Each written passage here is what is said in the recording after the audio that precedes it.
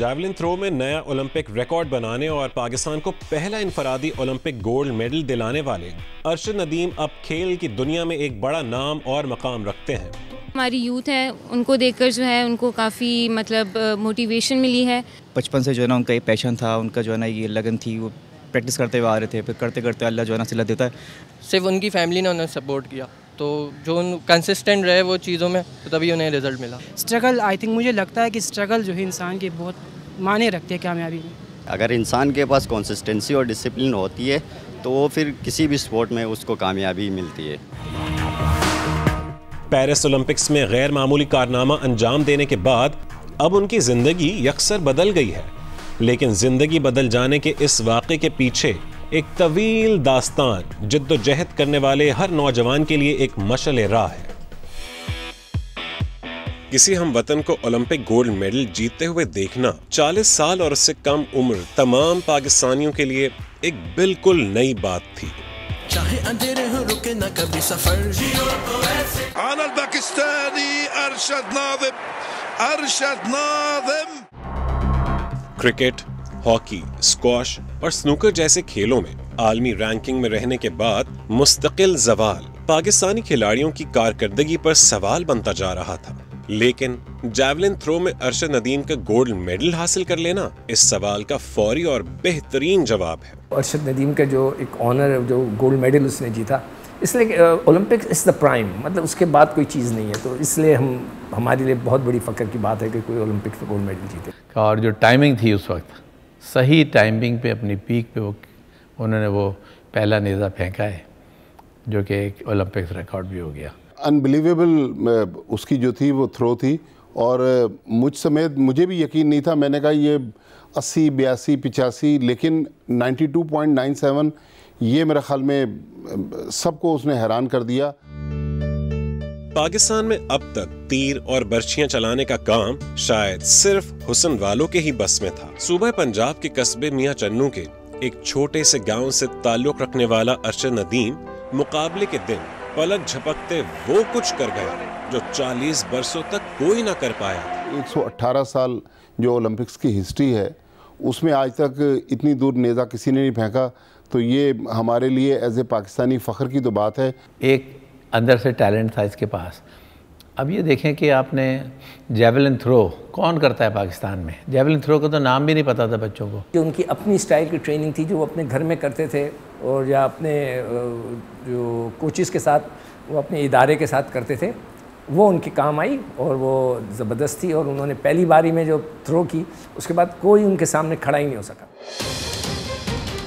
Pakistan hockey team ने माजी में 3 ओलंपिक तलाई तमगे जीते थे। उनमें आखिरी तमगा 1984 के लॉस एंजलिस ओलंपिक्स में हासिल हुआ था, जबकि ओलंपिक्स की 32 साल तारीख में ये पाकिस्तान का पहला सोने का तमगा है। 1984 में मंजूर जूनियर पाकिस्तान हॉकी टीम के कप्तान थे, तो उस वक्त पाकिस्तान ने लॉस एंजलिस में ओलंपिक्स में तिलाई तमगा जीता था। उसमें भी हमारी बहुत मेहनत थी, और ज़ाहिर है उस वक्त की टीमें सब बराबर की थी, तो उसमें एज ए टीम अगर आप खेल रहे हो तो उसमें लक भी चाहिए, चाहे वो सॉकर हो आज की, चाहे क्रिकेट हो, कोई हो, लेकिन आपकी मेहनत और फॉर्म, इन फॉर्म होना ज़रूरी है। पाकिस्तान 4 चीज़ों का वर्ल्ड चैम्पियन है, क्रिकेट, हॉकी और स्नूकर और स्क्वॉश। मतलब that was a biggest honour.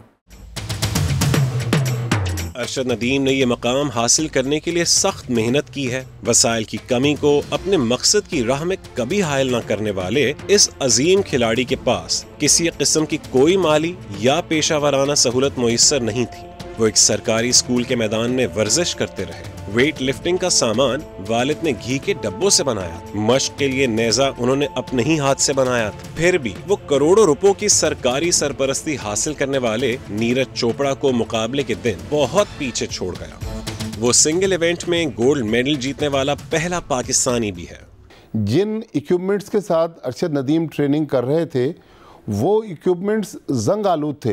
Javelin throw जो टूटा फूटा उसके पास था, वो उसने करके उसने उससे मेहनत की होगी और आया है, तो वो उसकी एक इंडिविजुअल एक आदमी तो कर सकता है। इस तरह के बहुत लोग निकल सकते हैं, इसमें कोई शक नहीं है, लेकिन प्लेटफॉर्म नहीं है हमारे पास। अगर हम ये पहली दफ़ा किसी इवेंट के अंदर हम जीते हैं, जो कि मैं तो 32 तो नहीं बल्कि जब से पाकिस्तान बनाया ये पहली दफ़ा किसी एक एथलीट ने जाकर वहाँ कोई तमगा जीता। अरशद नदीम एक वर्सटाइल खिलाड़ी हैं।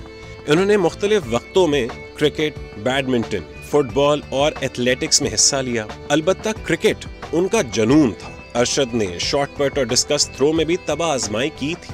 बाद अज़ां वालिद मोहम्मद अशरफ ने उन्हें नेज़ाबाजी यानी जैवलिन थ्रो पर तवज्जो देने पर आमादा कर लिया।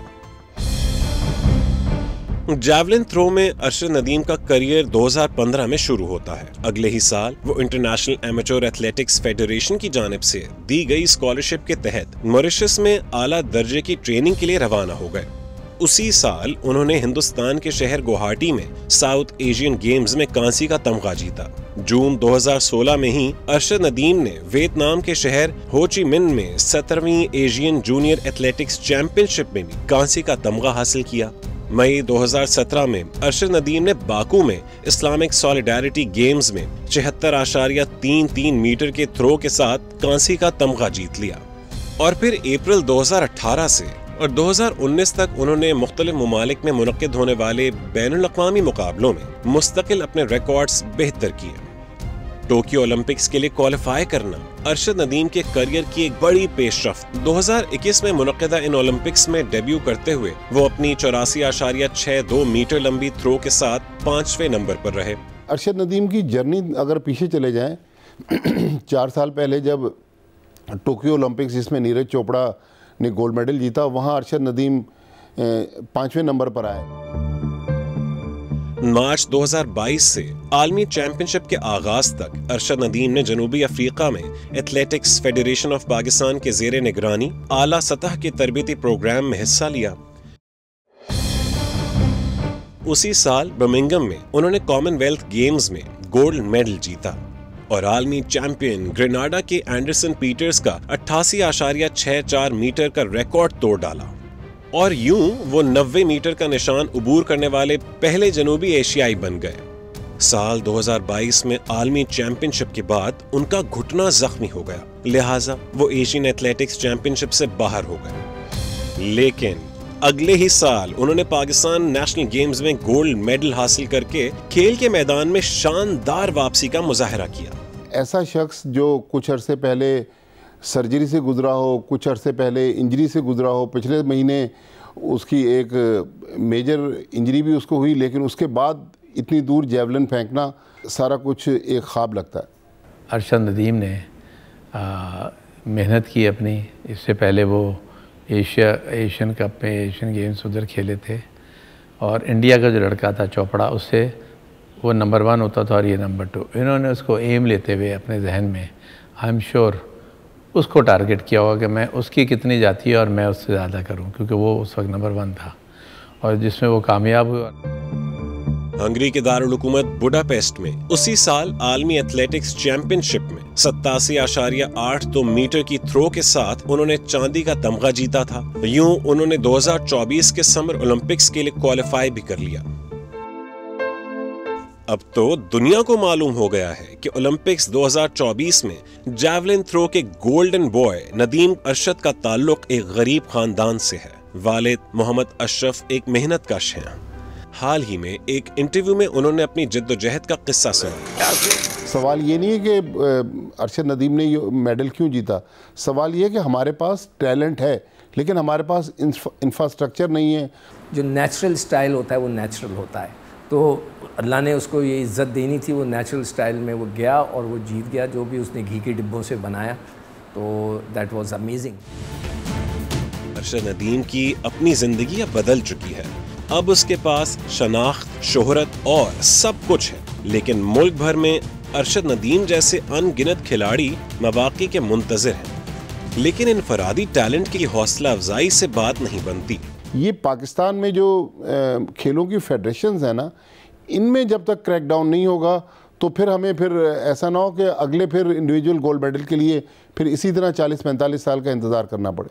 और मैं समझता हूँ कि सिर्फ़ और सिर्फ हम उनको फैसिलिटीज़ दें नीचे लेवल पे और एक प्लेटफॉर्म दें कि जहाँ पे उनको फैसिलिटीज़ मिले, वो बच्चा अपने आप नज़र आएगा आपको। और बॉक्सर्स के लिए भी यही था कि जब बॉक्सिंग करते हैं तो जो मैट होती है वो मैट नहीं है, तो उसके ऊपर उनके पाँव की ग्रिप अलग होती है। कुश्ती वालों के लिए मैट नहीं है। तो ये सारी चीज़ें होनी चाहिए, जब तक नहीं होंगी तो वाकई हमारे स्पोर्ट्स, हमारे पास टैलेंट इतना है कि आप इमेजिन नहीं कर सकते, मगर हमने इसको दबा के रखा है।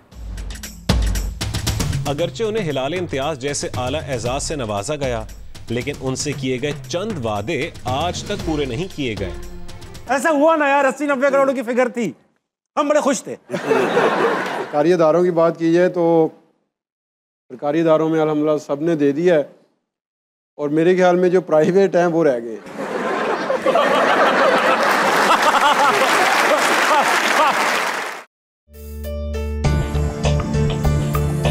अरशद नदीम का कारनामा एक बहाना है कि मुल्क भर में अच्छे खिलाड़ी पैदा करने का निजाम मरबूत और बेहतर किया जाए। खेलों की तरक्की के लिए मौजूदा बुनियादी ढांचा अच्छी हालत में नहीं। इसमें मोहल्लों की सतह पर स्टेडियम, पेशा वराना तरबियत के मराकज़, फिटनेस क्लब्स और जिम्नेजियम बुनियादी अहमियत के हामिल हैं। खेल तालीमी निसाब का हिस्सा होना चाहिए, जबकि खिलाड़ियों के लिए मुनासिब वजीफा और रोजगार भी खेलों में तरक्की का नागुज़ीर पहलू है। हमारे यहाँ फैसिलिटीज़ ही नहीं है, उसका फुकदान है, कोई प्लेटफॉर्म ही नहीं मिलता बच्चों को। स्कूल में हम जितने भी खेलते थे उस वक्त, हम स्कूल में खेला करते थे। हम जहाँ लैग कर रहे हैं, स्कूल और कॉलेजेस और यूनिवर्सिटीज़ लेवल पर खेल बिल्कुल ख़त्म हो गए। ये सब कुछ यूनियन काउंसिल, स्कूल और आला तालीमी इदारों की सतह पर दुरुस्त इंतजामात से मशरूत है। बहुत से अरशद नदीम आपके बहुत से गांव में बैठे हुए हैं, बहुत से शहरों में बैठे हुए हैं, आपको सिर्फ उनको इनकरेज करने की ज़रूरत है ना। टैलेंटेड लोग हैं मगर उनको प्लेटफॉर्म नहीं दिया जाता, और क्योंकि वो आगे इस वजह से बढ़ नहीं पाते। अगर आप लोग उनको प्लेटफॉर्म देंगे एंड उनको अवेलेबिलिटी देंगे कि वो बाहर जाएं एंड ज़ाहिर ओलंपिक्स में पार्टिसिपेट कर पाएँ, तो फॉर श्योर हमें पता चलेगा कि बहुत सारे हैं। अरशद नदीम साहब के जैसे खिलाड़ी और भी पैदा हो सकते हैं अगर उनको उन्हीं तरीके से हमें खिलाना आए। छोटी छोटी चीज़ों को नोटिस करें कि किसमें किस चीज़ का टैलेंट है और हर चीज़ को कैसे प्रमोट करना है। That's it. वक्त है कि अरशद नदीम की कामयाबी के सबब पैदा होने वाले इज्तमाई जोश और जज्बे के जरिए खेलों की पॉलिसी में बुनियादी तब्दीली लाने के लिए इन इक़दामात को यकीनी बनाया जाए, वरना कौन जानता है कि दूसरा अरशद नदीम कब पैदा होगा।